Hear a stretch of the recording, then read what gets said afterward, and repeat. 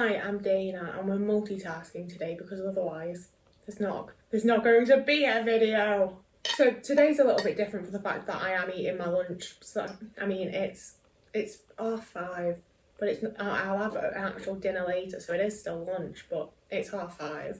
But today's video is also a little bit different because normally, even when we have quite a negative topic, I do try to keep my videos quite upbeat and cheerful and happy. And today I don't think it's going to be, because today we're talking about, I'm not so sure that autistic burnout truly exists, so much as it's just, like, obviously whatever you want to call it, autistic burnout is the state of being an autistic person and being in distress, essentially, being pushed beyond your limits, being pushed further than you can stretch to accommodate to being put beyond your capabilities. That is, for me, from my experiences, that's what autistic burnout is. And the result is that you don't have any energy left, you don't have anything left to do anything. I just didn't have anything left to think, I can't come up with it. I'm doing a lot better now, but I couldn't come up with any thoughts or ideas. Just everything felt so far outside of my realm of capability, because that's where I've been pushed to repeatedly for years. And like I said, I am doing significantly better now. I'm the safest and happiest I've ever been in my whole entire life. I'm doing the best that I've ever been doing, don't get me wrong. But that's where, obviously, I realised, whatever you want to call it, that I was in autistic burnout quite a while ago, and just sort of had to deal with it because I had life happening. I needed to move, I needed to keep myself alive. There were things that had to be done, and I just sort of dissociated it and did the things that absolutely needed to be done. Everything else, looking after myself properly, having any sort of fun, bringing any sort of joy into my life, got very left to the wayside. So now I'm in a place where I'm doing the best that I've ever been doing. I'm the happiest that I've ever been. I'm the most relaxed and the safest. And my nervous system has absolutely settled the fuck down and been oh, we're safe, we're all right now. It's a crazy time. It's insane. I've literally never felt this good. But all of that being said, I haven't been to my little mental health singing group thing in 2 weeks because I've not had the energy. I just do not have it in me. I've woken up on a Thursday morning fully intending to go and been I can't fathom getting myself ready to leave the house in the time frame that I have.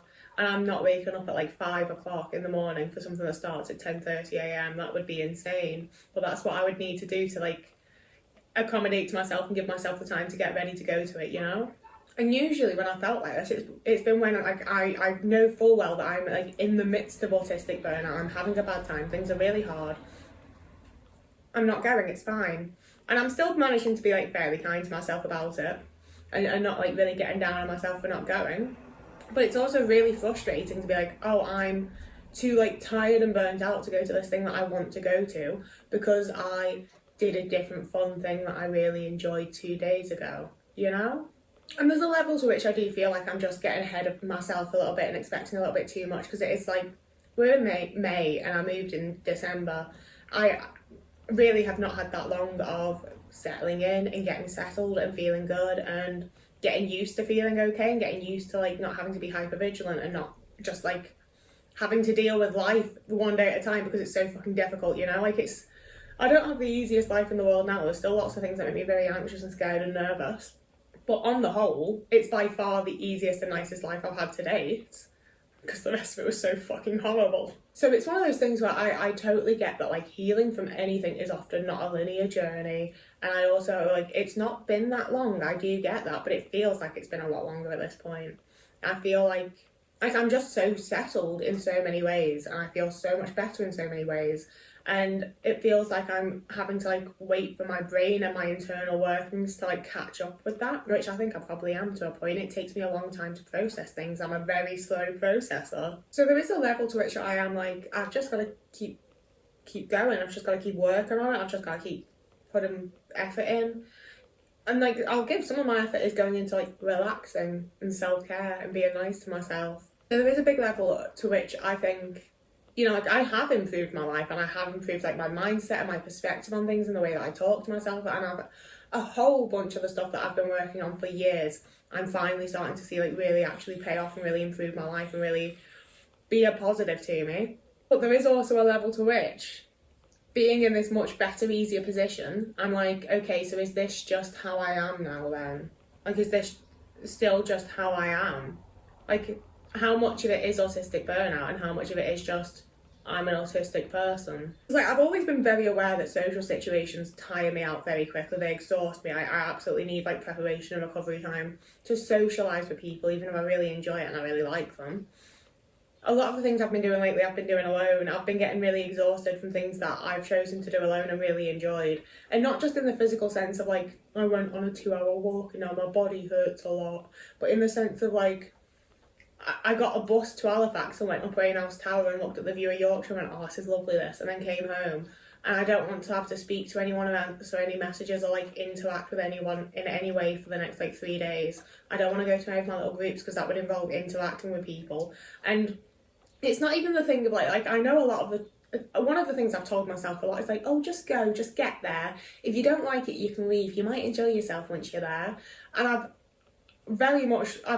recently posted a whole video about that because I've very much learned that a lot of the time when I'm in this position, it's not going to be you're going to get there and actually have a really nice time. It's going to be you're going to get there and you're going to have some sort of fucking meltdown. It's actually going to be a really anxiety-inducing, horrible time, and I'm probably going to feel really embarrassed and anxious about it, and it's going to be a driving force to not go back to that place or ever interact with those people again, because that's what has happened the many, many times that I've forced myself to go to things because, oh, you might enjoy it when you get there. I've never fucking gone again because I've embarrassed myself in front of everyone. I feel awful about it. So I am doing a really good job in some areas of like learning my limits and figuring out what I'm actually capable of. And in other areas, I'm just like, oh, so I am capable of doing that thing. It's just the only thing I'm capable of doing in a week. And that includes, you know, washing my dishes, washing my own body, feeding myself properly, having any sort of fucking nutritionally valuable, eating fucking nutritionally, like wearing clean clothes. Like, I've just washed myself for the first time in like 2 weeks, and that's the best that I could manage. I've been doing my little like fucking sink strip washes like fucking Victorian in between because I don't want to be like actually disgusting, but also the sensory experience and the physical experience of having to stand there for the length of time that I have to stand there to have a shower, it just was not fucking happening. I only have 3 packets of the American mac and cheese left, and then that's out, and I don't know what I'm going to be eating for a lot of days after that, because that's really kept me going. I think there's just a massive level to which I dismissed a lot of my issues and dismissed a lot of things as like, oh, well, it's autistic burnout, so once I'm not in burnout, I won't experience that thing anymore.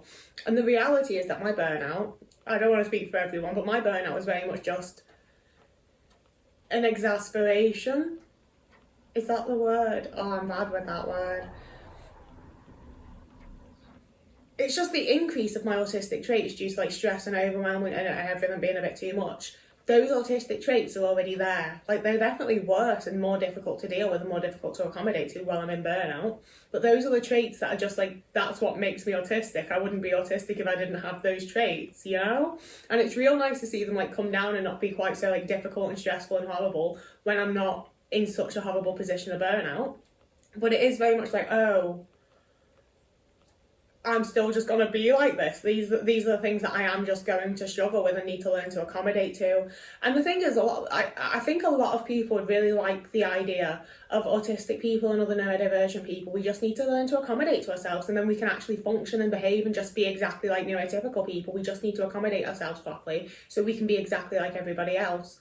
And the reality is, a lot of accommodations help with one thing and can cause an issue elsewhere. It can be very tiring and exhausting and just like a hell of a fucking lot to keep up accommodations for yourself when there's no support around. Like, I think there's always going to be one thing or another that I'm struggling with, and that's just part of being autistic for me. And obviously it's not as much of a struggle when I'm not in burnout, but I think there was a big part of my brain that was like, I'm just going to live this magical, joyous, autistic life once I'm not in burnout, and things like doing the things I want to do will suddenly be like really easy and really fun, and I'll just enjoy myself and just have this like wealth of energy when I'm not in burnout anymore. And like, I definitely have more energy, but it is not a wealth of fucking like, it's not an endless well of energy. I still have to look after myself and take care of myself and treat myself properly and practice the boring self-care, like eating good foods and keeping myself washed and just maintaining my fucking health, looking after myself, you know? And I think with the way that I've been living the last like couple of years as well, moving here and having like so many things the moment I moved became so much more easy, so much more like, so much less Like, the moment that I moved, so many things became so much easier, and there were so many things that became so much less anxiety inducing, so many things that I just didn't feel as stressed about. And that's still very true. But I was also doing it as a comparison to living a really like high stress, fight or flight, fucking like survival mode life, you know? So like, yeah, compared to being in that situation, it's still fucking delightful, you know? That's why I'm very much like constantly putting my disclaimer of like, it is way better, it is way nicer, I'm so happy, like I'm so glad that I did this. This has been the most I've ever been able to improve my life. It's been the best thing I've ever done for a variety of fucking reasons. I've finished my food, I should put the pan down. But making it easier doesn't make it easy, you know? And I'm getting settled and figuring out what my life is now. And obviously there's still things that I need to deal with and accommodate to, and it's just, I know. Like, it could and has been way, way worse. But I thought there would be such like a clear point where I'd be like, oh, I'm not in burnout anymore, everything's perfect and happy and nice now. And I don't think there's ever going, like, I don't think I am like in autistic burnout anymore, but I don't think there's ever going to be a point where I don't experience some level of reminders of that place, you know? Like, I don't think it's that like I'm still in bits of, I mean, it probably is as well, that I'm still experiencing bits of autistic burnout. Like I say, I feel like it's been a lot longer than it actually has, and there is probably still like lots of things that I am actually processing and like dealing with internally, and like it's, you know, it has not been that long, and that's why we're going to continue making these videos, and you'll see like where it goes and where it's been. And I'm really glad that I have this like documentation of what my burnout's been like over the last like what, like year and a half, 2 years or something. It's been a while now. But yeah, I know this has been really rambly, but it's how I feel, it's how it's going, it's the way things are. I really, really hope that this is useful and helpful to somebody out there, because I feel like there's a lot of content that focuses around like the symptoms of autistic burnout, how to get out of autistic burnout, and the tips are often like have loads of support and make your life really nice and like do all these things that people just don't have access to. And don't get me wrong, I also am aware that not everyone can be like, I'm going to move to Yorkshire. Like, I get that. I also like got real fucking lucky, quite frankly, but I'm also not sharing like, here's how I got out of burnout. So I do hope that having this sort of more just like honest discussion about how I feel about it and how I feel about like my ongoing life as an autistic person, or like is helpful and relatable to somebody out there. That's what we're aiming for. I hate being like, I hope I'm making relatable content, because like, ugh. But also it's the thing of like, a lot of the things that I'm talking about are things that I haven't really seen other people talk about, or it's things that I've only spoken about to like a few friends here and there. And I'm sure other people must be going through it and experiencing it or have been through it, but I haven't heard about it, and it makes me feel so much better to know that people relate to it. So yeah, that's the end of like the topic part of the video. But obviously I would really appreciate it if you stick around for just a minute, because one of my best friends in the world has a GoFundMe up so their partner can get an adaptive van, because they have a host of disabilities and chronic illnesses, and they don't currently have any form of safe transport, whether that's for medical appointments, doctor's appointments, when they need to go to the ER, like something is happening, they need to go to hospital. Good luck with that, you know? Like the transport is available to them for the causes of injury. It's a whole absolute shit show. It's an absolute nightmare for them. I'm not going to go super into detail, because linked down below will be the link to the GoFundMe where you can read their entire story in their words. Like, I don't want to put... You can read it. They've told you what's going on. They tell you about it. It's down there. I would massively, massively, massively appreciate it if you had a little look. I don't know if click-throughs really help, but like, you most have a nose and a read, aren't you? To be nosy. If you're able to share it, that would be absolutely brilliant. And obviously, if you're able to donate anything at all, that would be absolutely incredible. Every little helps.